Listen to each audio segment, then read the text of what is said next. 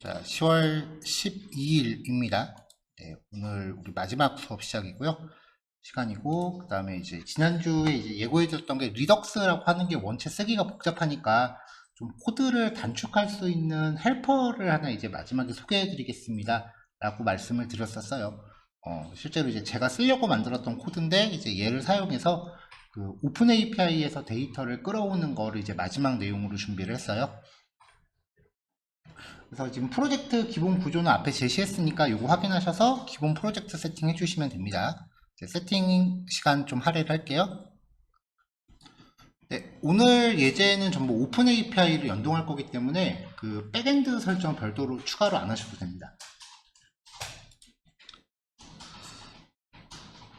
자, 일단은 이제 완성된 형태부터 확인을 해볼게요.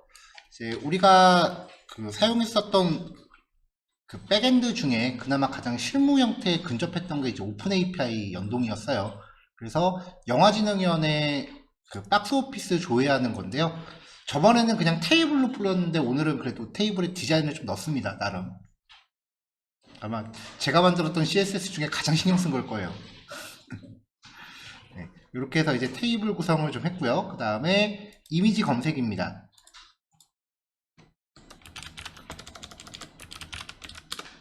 이렇게 뜨면은 이제 리액트라고 이미지가 나오죠.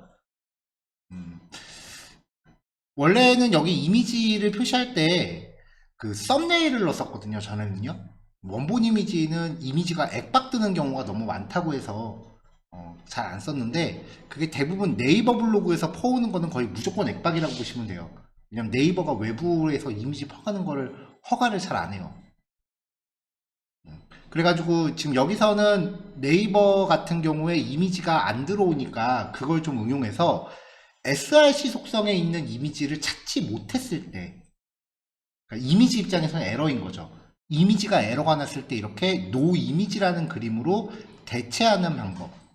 요게 하나 추가적으로 포함이 되어 있는 거고요. 그 다음에 스크롤 조금 내리면 이제 마지막 그림이 좀 그러네요.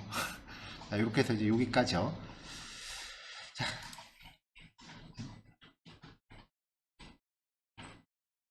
얘는 조금 이따 고치기로 하죠.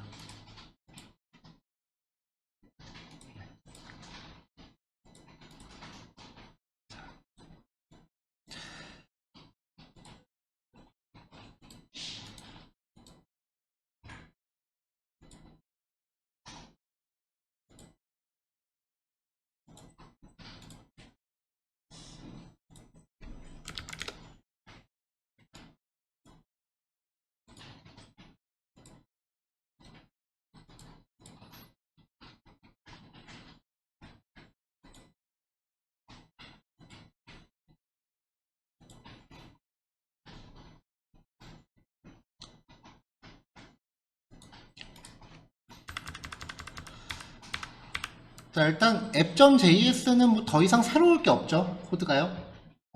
예제 두 개가 진행이 될 거기 때문에 두 개에 대해서 라우트 걸고 이제 메뉴 링크 건 거고요. 여기는 뭐 더 이상 새로울 게 없습니다.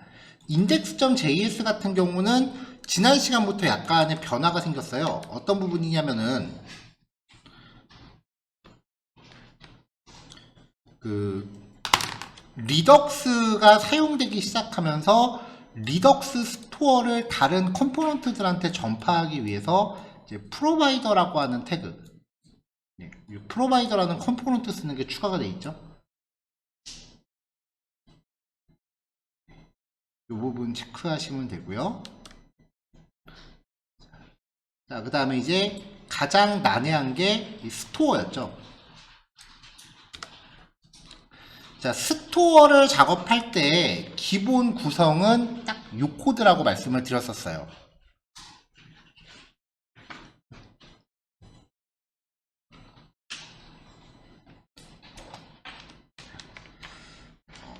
리덕스 툴킷에서 콘피글러 스토어라고 하는 기능을 이제 임포트를 한 다음에 얘를 사용해서 사용할 리듀서들을 이 안에서 명시를 하는 거였죠.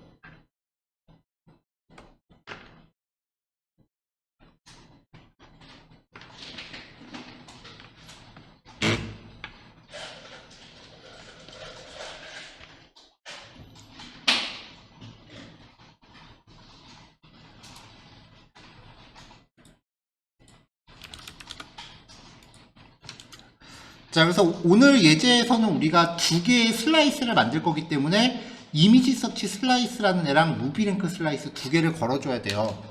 저는 지금 두 개가 미리 다 구현이 돼 있는 상태이기 때문에 임포트를 하고 이렇게 가져왔는데, 지난 시간에는 이렇게 정석대로만 코딩을 했단 말이죠. 제이슨이니까 키 콜론 밸류, 키 콜론 밸류 이렇게 했잖아요. 제이슨이니까 이게 정석이거든요. 근데 제이슨 만들 때 키 이름하고 키에 연결되는 변수 이름이 똑같으면 그냥 이렇게 하나로만 나열하실 수가 있어요. 무슨 말이냐면,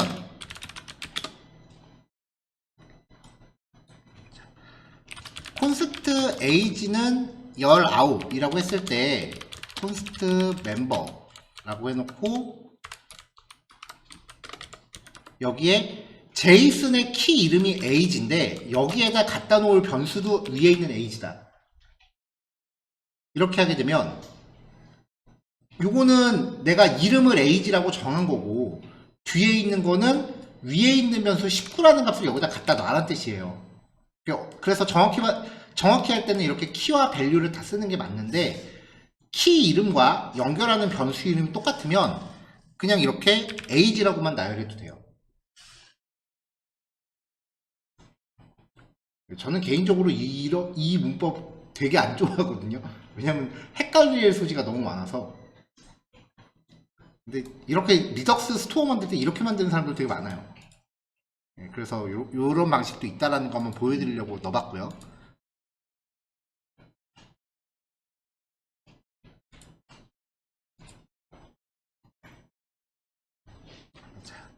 자, 아직 그 무비 랭크 슬라이스랑 이미지 서치 슬라이스 중에 둘 중에 하나밖에 그 두 개가 작업이 안 돼 있으실 테니까 지금 이 코드를 미리 완성해 놓으시면 에러가 날 거예요. 그래서 단계별로 슬라이스가 완성이 된 다음에 코드를 넣으셔야 되고요. 지금 일단은 무비 랭크 슬라이스 먼저 작업할 거니까 이미지 슬라이스는 아직 기입 안 하셔도 됩니다. 아니면은 코딩을 미리 해 놓으셨다면 주석으로 막아 놓으시던가요.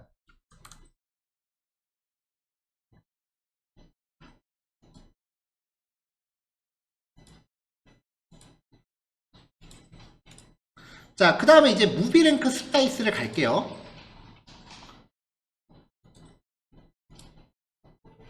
이게 지난 시간에 우리가 했었던 코드 형태예요.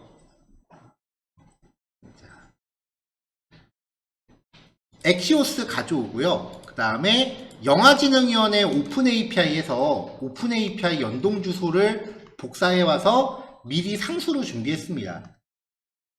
요거는 예전에 실습했었던 예제 보시면 주소 기입해 놓으신 게 있으실 거예요.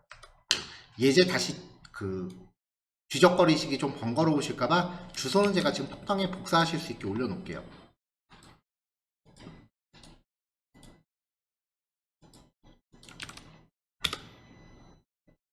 API 키는 각자 발급받으신 값을 사용해 주세요. 전에 발급받으신 값이 있으실 거예요.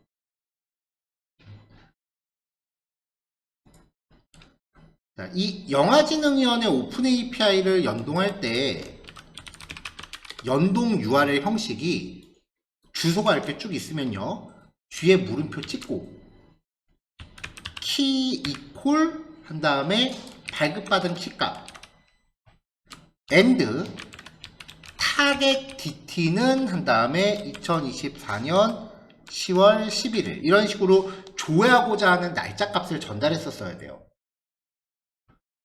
특이사항은 당일 데이터는 얘네가 제공을 안 해주기 때문에 하루 전날 데이터까지만 줄 수 있다. 네, 그런 거였고요. 이 주소를 이제 브라우저에 입력하면은 박스오피스 제이슨 데이터가 확인이 됐었습니다. 네, 우리 자바스크립트 구현할 때 똑같은 거 만든 게 있어요. 그걸 이제 리액트로 바꾸는 거예요. 자, 그럼 이제 백엔드한테 데이터를 요청할 때 요런 부분에 쿼리 스트링 문자를 만들어야 되는데, 이 API 키 값은 그냥 위에 변수로 잡아놨으니까 이거 활용하면 되고요. 그 다음에 이 검색할 날짜는 오늘 예제 보시면은 화면단에서 이렇게 input type date를 설정해서 선택하는 거에 맞는 날짜 값을 이렇게 가져오게끔 하고 있어요. 그러니까 이 날짜 값은 화면단으로부터 전달받아야 되는 변수라는 거죠. 지난 시간에 우리가 리덕스 했을 때는 리덕스 스토어 쪽으로 파라미터를 안 보냈었어요. 오늘은 파라미터를 보낼 때 이게 어떻게 전달되는지.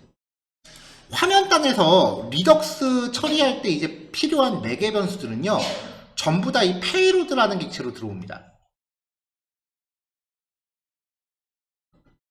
그래서 axios.get async 함수 걸었죠. await 찍고요. 그 다음에 API 주소 미리 준비해 놨으니까 갖고 오고요. 쿼리 스트링은 두 번째 파라미터로 JSON 열고 params.라고 하는 JSON으로 묶어주면 됐었어요. 이 페이로드로 전달되는 거는요, JSON 객체라고 보시면 돼요. 이때 이 JSON은 구조에 제한이 없습니다. 그냥 내가 만들고 싶은 대로 만드는 겁니다. 그래서 여기다가 target DT라는 이름으로 사용자가 선택한 날짜 값을 줄 거예요. 그럼 그 날짜 값은 payload.targetDT가 되겠죠. 그래서 키는 얘를 연결해주고 쿼리 스트링으로 전달해줄 targetDT라고 하는 키에다가 payload.targetDT를 연결해서 결과 받았습니다. 에러 났을 때는 reject with value에다가 error.response 줘서 리턴하면 되죠. 자, 이렇게 AJAX 처리하기 위한 함수를 만들어 놓으면 슬라이스 이름은 그냥 파일 이름, 요 객체 이름이랑 똑같이 잡아주시면 되고, 초기 변수 값은 그냥 데이터 로딩 에러, 이렇게 세 가지로 무조건 통일해 주세요. 뭐 필요에 따라서 더 늘리거나 줄이셔도 상관은 없지만 대부분의 경우는 그냥 이렇게 하시면 무난해요. 왜냐면 여기 들어가는 이 이니셜 스테이트에 들어간 이 항목들도 정해진 게 없어요. 개발자가 그냥 맨날 하고 싶은 대로 하는 거예요. 근데 처음 시작하시는 분들이 이렇게 코드의 자유도가 높아버리면 거기서 어떻게 해야 되지 하면서 되게 힘들어 하시는 경우가 많아요. 그래서 그냥 제가 이렇게 정해드린 거예요. 그냥 나중에 뭔가 내 주관이 들어갈 정도에 익숙해지면은, 그 정도로 익숙해지시면은 여기 구조를 여러분들 필요에 따라 바꾸실 수도 있을 거예요. 그 다음에 요 밑에가 참 코드가 참 할 말 많게 만들었었거든요. 왜냐면은 AJAX 연동을 위한 함수 하나당 여기에 3세트씩, 3개가 한 세트로 묶여서 계속 들어가요. 그래서 우리가 지난 시간에 했었던 코드가 그런 식이었거든요. 그래서 일단은 그렇게 순정으로 만들어 봤습니다. 이렇게 만들고, 이렇게 만들고, 이렇게 만들고. 여기서 중요한 거는 요 앞에 있는 이름이, 요 앞에 있는 요 이름, 나머지는 다 똑같아요. 통일이에요. 요 앞에 있는 요 이름이 이 AJAX 처리 함수 이름을 따와야 된다.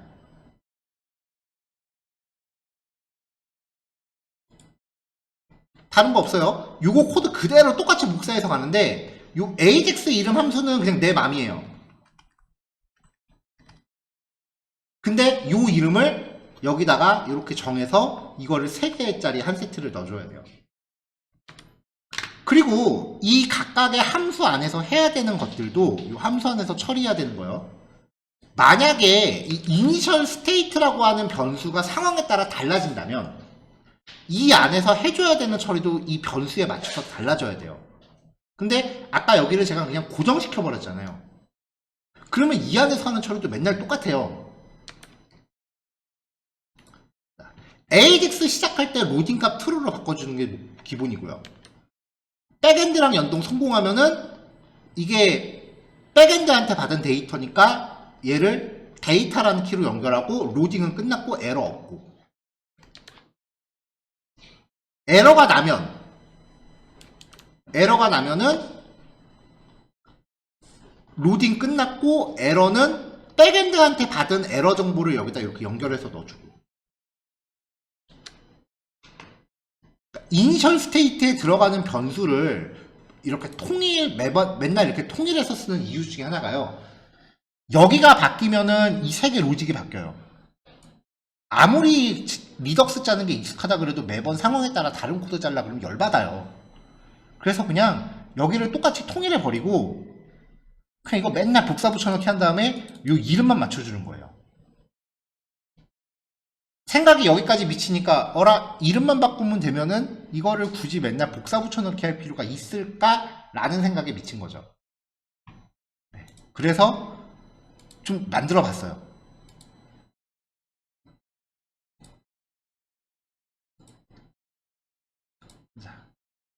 자, 혹시라도 나중에 이 코드를 조금 더 좋게 개선하신다면 저도 좀 공유해 주세요.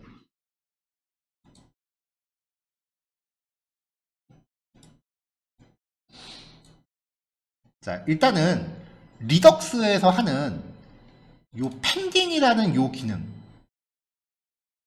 얘가 스테이트와 그 다음에 메타와 페이로드 두 개 묶은 거 하나, 이거를 파라미터로 받는 함수잖아요. 지금 얘가 하는 게 뭔진 모르겠지만 일단 이렇게 리턴해주는 기능이에요. 요거를 별도의 함수를 이렇게 짰습니다. 이 코드를 그대로 옮긴 거예요. 제가 오늘 이 코드는 따로 안 드렸거든요. 왼쪽에 있는 거. 근데 지난 시간 마지막에 실습하신 리덕스 슬라이스랑 코드가 똑같아요. 그러니까 리덕스 헬퍼 만드실 때는 요거 참고하셔서 요거 첫 번째 거 복사해 오고, 그 다음에 백엔드 연동이랑 성공했을 때 풀필드라는 이름의 함수를 그대로 잡아주고 리턴 코드 그대로 안에 넣어줬고요. 리젝티드 실패했을 때 처리, 이 코드 그대로 가져왔습니다. 자, 그럼 이제 얘네는 이 add 케이스로 넣어줄 기능을 이렇게 별도의 함수로 뽑아놓은 거거든요. 그 다음에 얘가 메인이에요. get default slice라는 함수를 하나 만들었는데요. 얘가 코드가 맨날 똑같단 말이에요. 그래서 무비 랭크 슬라이스 이 이름 이거 파라미터로 주고요. 얘는 맨날 고정값이라고 했으니까 그냥 이 안에서 만들어 버리게끔 했고요. 그 다음에 여기에요. 요게 요 함수가 하나 늘어날 때마다 3개가 한 세트씩입니다 라고 말씀을 드렸잖아요. 그러니까 만약에 ajax 연동하는 함수가 2개면은 이 빌더로 시작하는 함수는 총 6개가 될 거죠. 그러니까 요 앞에 들어가는 이 함수의 이름을 배열로 묶어서 파라미터로 보낼 거예요. 그럼 얘는 그걸 갖고 반복을 돕니다.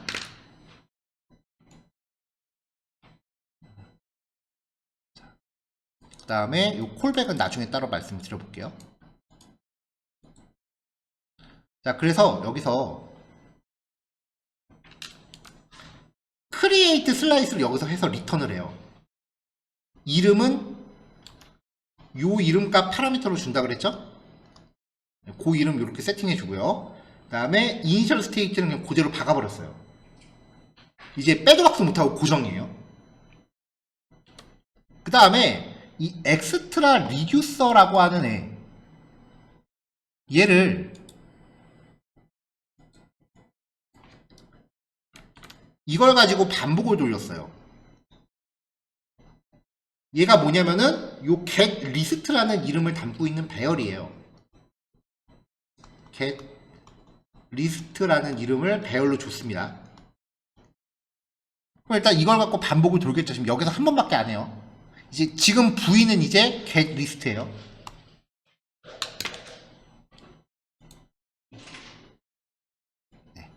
builder.add case v.pending. 아까 V가 get list라고 말씀드렸죠? 그럼 get list.pending. 여기에 들어간 이 콜백 함수는요. 아까 위에 pending이라는 함수 만들어 놨잖아요. 요거. 얘를 걸어준 거예요. 같은 방식으로 fulfilled 그 다음에 rejected. 근데 경우에 따라서 백엔드 연동을 성공했을 때 처리를 내가 좀 다르게 해주고 싶을 때가 있어요. 그때만 예외적으로 콜백을 줬어요. 그래서 콜백이 있으면은 걔를 쓰고 없으면은 그냥 원래 있던 이 풀필드 적용. 자, 이 헬퍼가 완성이 되고 나면 이제 이걸 만들어 놓고 나면 자, 오늘 예제로 드린 슬라이스입니다. 이 헬퍼가 완성되어 있다는 전제하에 슬라이스입니다. 자, 백엔드 주소랑 이제 API 키 가져오는 거 똑같고요. 백엔드한테 데이터 요청하는 AJAX 처리 함수 이거는 어쩔 수 없이 만들어 줘야 돼요. 왜냐면 여기 파라미터 전달하는 게 매번 달라질 수밖에 없기 때문에 이거는 웬만하면 코드를 만들어 주셔야 되고요. 자, 그 다음에 이제 그 밑에 있었던 그 어마어마한 그 긴 코드들 get default slice한테 이름 주고 AJAX 처리 함수만 배열로 묶어서 주시면 얘가 알아서 코드 다 짜서 리턴합니다.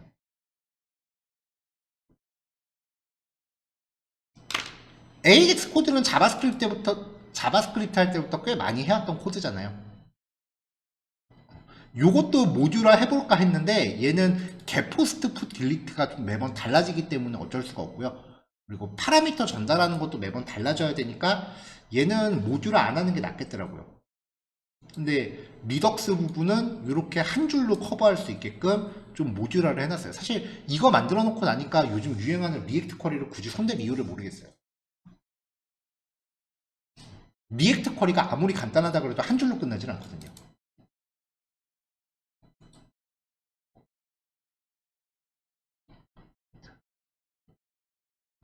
만약에 여기에 이게 지금 get 방식이잖아요. 포스트 방식을 위해서 뭐 add 아이템이라는 기능을 넣었다. 그래서 포스트 방식으로 데이터를 저장하는 AJAX 함수가 또 들어갔다 라고 하면은 여기다가 함수 이름을 이렇게 넣어주세요. 나머지 지가 다 알아서 할 거예요.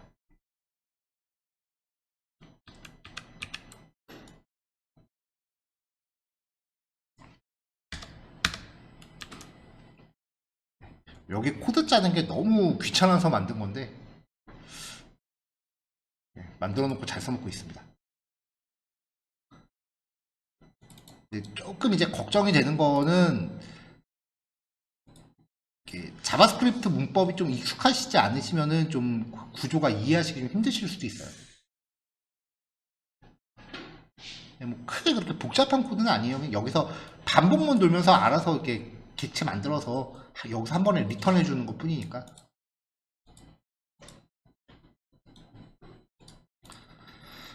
자, 그 다음에 이제 테이블 JS 같은 경우는 뭐 특별한 건 아니고요. 그 스타일드 컴포넌트로 테이블을 가져온 다음에 테이블 테두리, 그 다음에 th와 td 태그에 대한 스타일 정의하고 이 스타일드 컴포넌트만 리턴한 거예요. 여태까지 우리가 했었던 코드 형태, 일반적인 코드 형태가 이제 스타일드 컴포넌트로 뭔가 디자인을 만들고 그 다음에 리액트 코드가 밑에 있으면 얘를 갖다 쓰는 형태였잖아요. 이렇게 되면은 장점이라고 할 수 있는 게 스타일 코드와 리액트 코드가 한 파일에 있으니까 작업할 때 여기저기 왔다 갔다 안 해도 된다는 거. 근데 오히려 단점이라고 하면은 똑같은 디자인을 다른 파일에서도 써야 된다면 그때는 코드가 그대로 복사 붙여넣기 해야 되니까 이런 상황에서 만약에 디자인 수정사항 발생하면 두 군데 고쳐야 되는 거죠. 우리 CSS에서도 이렇게 할 때 CSS 파일 따로 뺐잖아요. 마찬가지입니다. 스타일드 컴포넌트 파일을 이렇게 독립적으로 만들어서 익스포트 해놓으면 다른 데서 그냥 임포트해서 쓰시면 돼요. 자, 이제 무비 랭크입니다.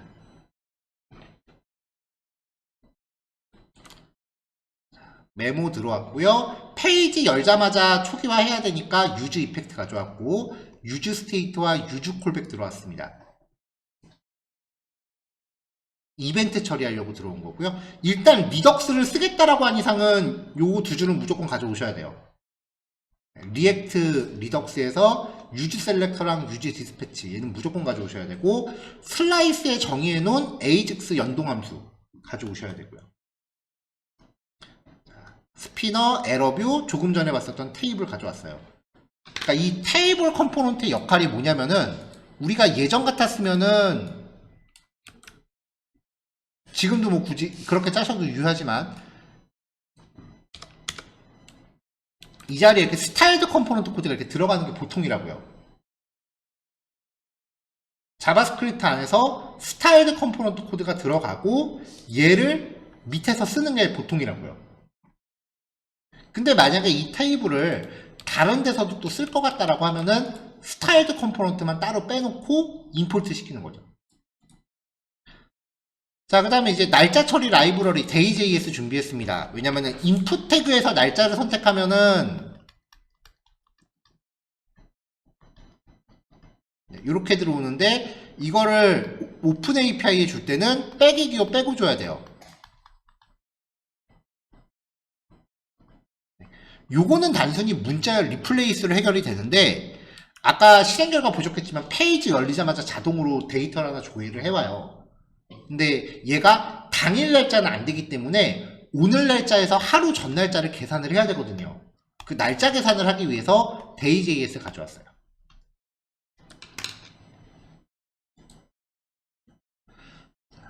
아까 리덕스 슬라이스 안에 이니셜라이즈 스테이트의 변수 무조건 이렇게 3개로 통일해 놓읍시다 라고 말씀드렸잖아요. 그러면은 리덕스 슬라이스가 관리하는 변수값 뽑아올 때도 내가 원하는 데이터가 들어있는 슬라이스에서 무조건 요거 3개 뽑아오시면 돼요. 응용의 여지가 없이 만들었어요, 오늘은. 그리고 디스패치 함수. 얘를 사용을 해야 그 get 리스트를 호출할 수가 있습니다. 자, 그 다음에 이제 페이지 열리자마자 오픈 API에 날짜 값을 전달할 건데요. day.js에서 날짜 기준 -1 요거를 뽑아왔습니다. 그거를 연어를 10운초 형식으로 맞춰서 상태 변수에다 담았어요. 지금 여기 보면은 빼기 기호가 중간중간에 들어가 있는데 그 이유는 인풋 태그에다 맞춰주려고 그래요. 자, 그럼 이제 이 타겟 DT의 값이 2024년 10월 11일이 될 겁니다. 문자열로요. 자, 유즈 이펙트. 두 번째가 지금 파라미터가 타겟 DT로 걸려있죠. 그럼 얘가 작동하는 시점은 페이지 열리자마자 한 번. 모든 유즈 이펙트는 기본적으로 페이지 열리자마자 한 번은 실행을 해요. 그 다음에 타겟 DT 값, 요 변수 값이 바뀌면은 자동으로 호출되는 거예요. 그러니까 우리가 인풋 태그에서 on change 이벤트를 걸어서 얘를 호출해주면 여기에서 이 값을 바꿀 거고 그러면 여기에 대한 반작용으로 유즈 이펙트가 돌면서 AJAX를 콜하겠죠. 자, getList 함수를 디스패치 시켰고요. 이때 타겟 DT에 이 변수 값에서 빼기 기호를 없애고 전달합니다. 그러면 여기에 전달되는 값이 이렇게 생기겠죠. 2024 10월 11일 이런 식으로요. 얘가 아까 슬라이스로 다시 가보면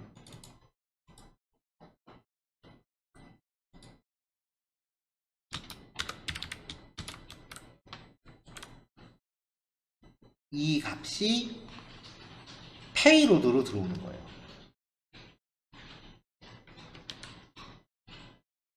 여기서 지금 getList한테 요 제이슨을 줬잖아요. 그러면 요 제이슨이 슬라이스 쪽에 있는 getList로 들어올 때는 payload라는 변수로 들어와요. 그럼 payload.targetDT라고 했을 때 날짜 값이 되는 거죠. 그래서 이렇게 되는 거죠. payload.targetDT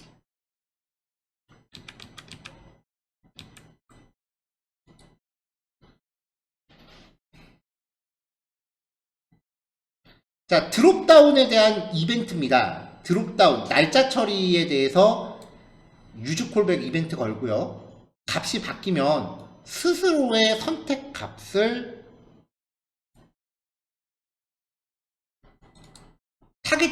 셋 타겟티로 넘겨라. 그러면은 여기에 선택된 값이 1로 들어갈 거고요. 얘를 바꿀 거고, 그럼 얘가 바뀜으로 인해서 유즈 이펙트가 가동을 하겠죠.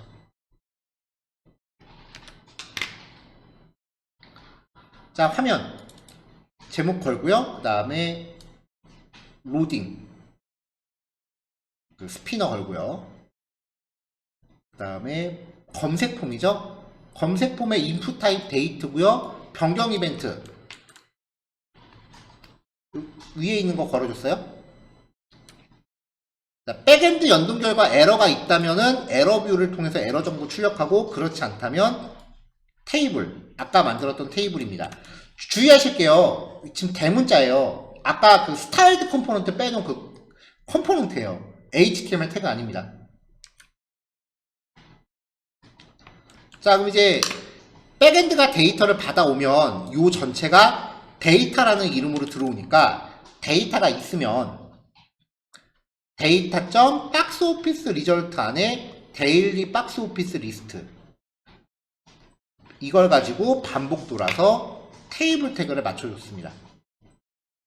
여기에 넘버 클래스 안에 to locale string이라고 하는 건요, 자바스크립트 생긴 지 얼마 안 되는 기능인데요. 이런 거 숫자죠. 세 자리마다 쉼표 찍어주는 기능이에요.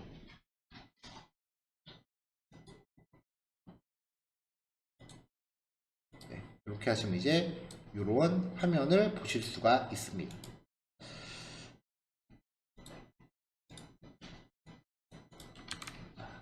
자, 첫 번째 예제에서 이제 하실 게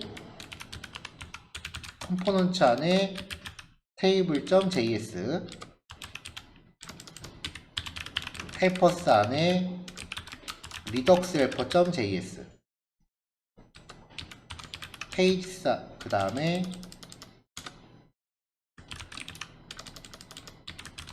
슬라이시즈 안에 무비 랭크 슬라이스.js. 제일 먼저 하셔야 되는 건 역시 index.js와 app.js 만드시고 store.js, 그 다음에 무비랭크 슬라이스 작업하신 후에 store.js에 이제 무비랭크 슬라이스 추가하셔야 되고요.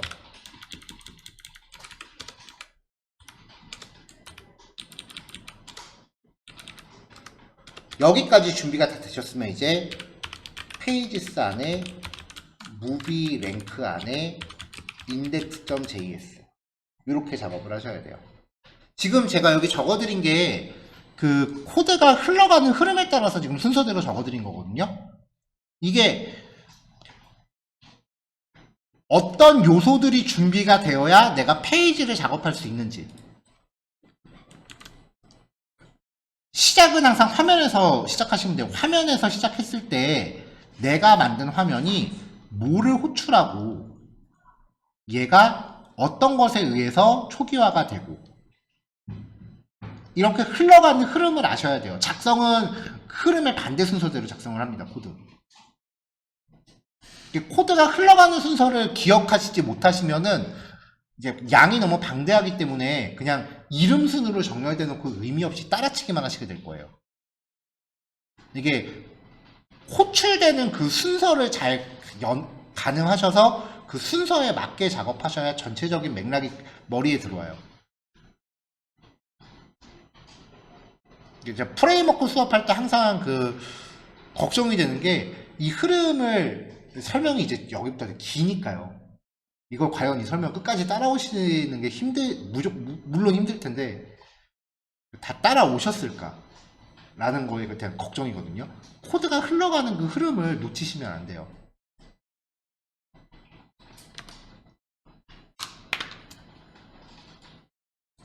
자, 이 순서대로 실습하시면 되겠습니다. 일단은 제가 타임 리미트는 따로 안 걸고요.